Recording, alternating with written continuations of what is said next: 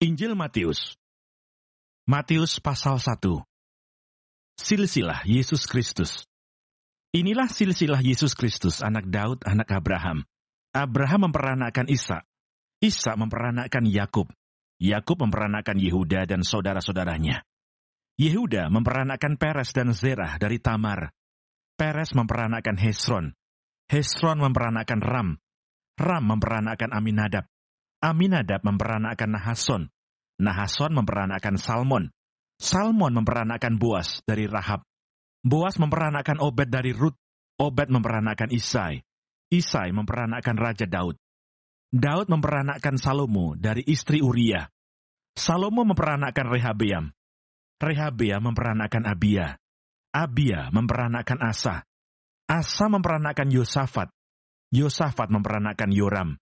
Yoram memperanakkan Uzia. Uzia memperanakkan Yotam. Yotam memperanakkan Ahaz. Ahaz memperanakkan Hizkia. Hizkia memperanakkan Manasye. Manasye memperanakkan Amon. Amon memperanakkan Yosia.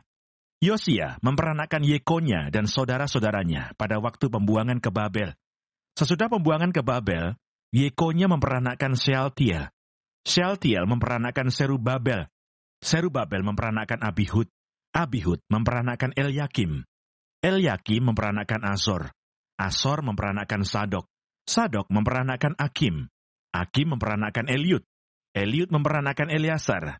Eleasar memperanakkan Matan. Matan memperanakkan Yakub. Yakub memperanakkan Yusuf suami Maria yang melahirkan Yesus yang disebut Kristus. Jadi seluruhnya ada 14 keturunan dari Abraham sampai Daud. 14 keturunan dari Daud sampai pembuangan ke Babel. Dan 14 keturunan dari pembuangan ke Babel sampai Kristus.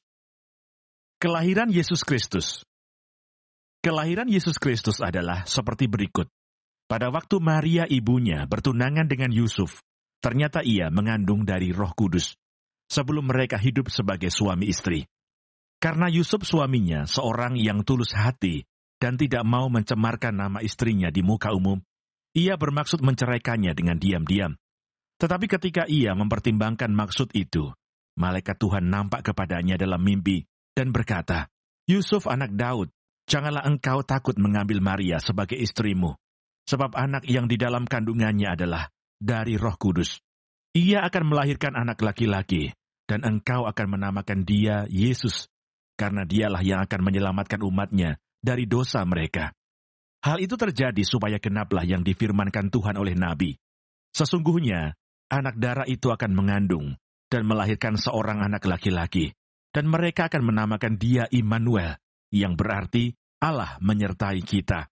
Sesudah bangun dari tidurnya, Yusuf berbuat seperti yang diperintahkan malaikat Tuhan itu kepadanya.